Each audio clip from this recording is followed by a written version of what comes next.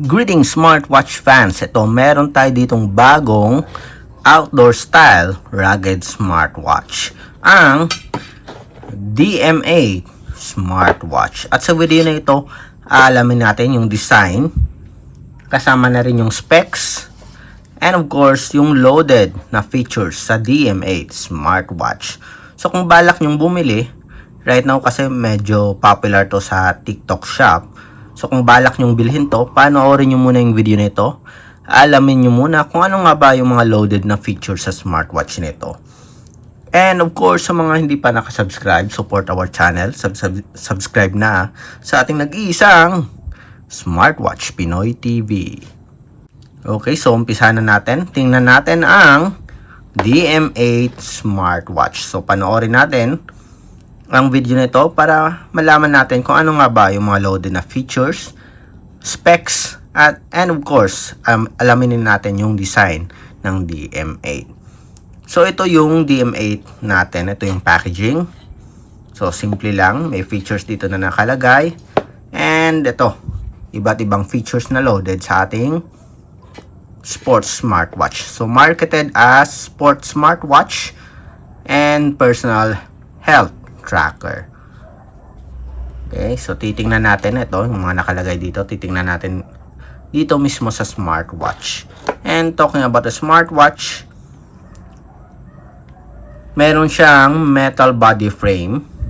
So yung middle frame, metal. Yung likod, plastic. Yung bezel, metal din. Plastic yung crown button dito, rotary siya. Yun. Then, may pill shape button dito sa side. Quick release pin para sa kanyang strap, sporty strap na merong stainless steel buckle. Okay, okay na okay siya. For the price. So, mura lang to. Around 600 siguro to or 400. Hindi ko lang maalala. Okay, tingnan nyo sa TikTok shop. Mura lang to. So, meron tayo ditong crown button and return button. So, metal body frame. Medyo mabigat siyang nga lang compared sa ibang outdoor smartwatches tulad ng H11. Pero maganda yung pagkakayari. Solid na solid. So, kung pag-uusapan naman yung specs, yung screen display niya is around 2.99 inch. So, medyo malaki siya compared sa other smartwatches. And yung okay dito, napapansin nyo, yung border niya, yung black border dito, is proportion. Hindi katulad sa iba na malaki yung dito sa baba. And slim sa right and left at sa taas. Ito, pareho talaga yung size. Meron siyang 285 by 320 pixel resolution. Merong Bluetooth 5.3. At yung battery niya is 220 mAh. So, hindi siya wireless charging, kundi isa siyang magnetic. Okay, Pogo pin, USB type A. Again, yung screen display ay 299 inch na merong 285 by 320 pixel resolution. So, ito, tingnan natin ng malapitan yung design. So, metal body frame. So when it comes to offered features, tingnan natin. So meron siyang notification support, may settings and options dito. One dashboard para sa mga common apps. Meron siyang widgets. So pwede mong dagdagan, pwede ding bawasan yung widgets. Para ma-access yung main menu, press nyo lang yung power button. So, ito yung loaded na feature sa ating DM8 smartwatch. So, meron siyang sports functions. Around 9. Okay.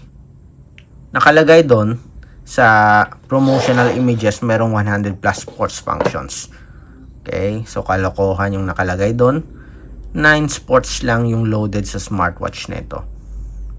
Meron siyang sleep monitoring. Meron ding pedometer, automatic activity tracking, heart rate monitoring, blood pressure monitoring. Okay, tingnan nga natin dito. Yes, meron tayong blood pressure. Pero I'm pretty sure hindi naman accurate to. Okay, baka random nga lang yung binibigay na data.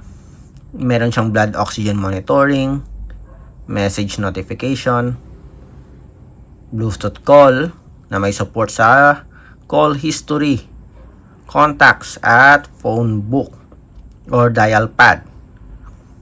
Meron ding Bluetooth music control, weather report,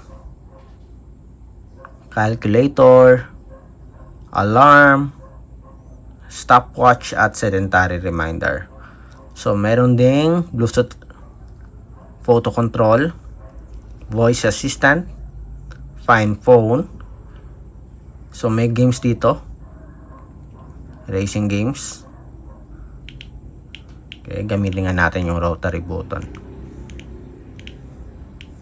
Find phone. So may flashlight din, calculator. So sa social support may Facebook, Twitter, WhatsApp. Meron ding drink water reminder, reboot, shutdown, multiple language support, QR code. Ito yung support app niya, HR Wi-Fi app. Popular siya sa mga affordable smartwatches. So sa settings, ito rin yung included sa settings, display and brightness option,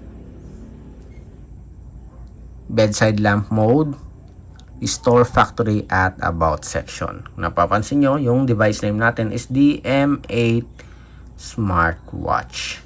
So rugged outdoor style yung dating, pero yung sa features or sa menus niya, basic lang. Kung gusto nyo yung design nito, okay naman yung design compared sa other outdoor smartwatches, except na wala siyang built-in flashlight. Sa akin kasi napaka-importante yung built-in flashlight. Hindi yung screen yung LED mismo sa side ng smartwatch natin. So kung may mga katanungan kayo about sa DM8, drop lang ng comment sa baba, and of course support our channel. Like, share, and subscribe sa ating nag-iisang Smartwatch Pinoy TV.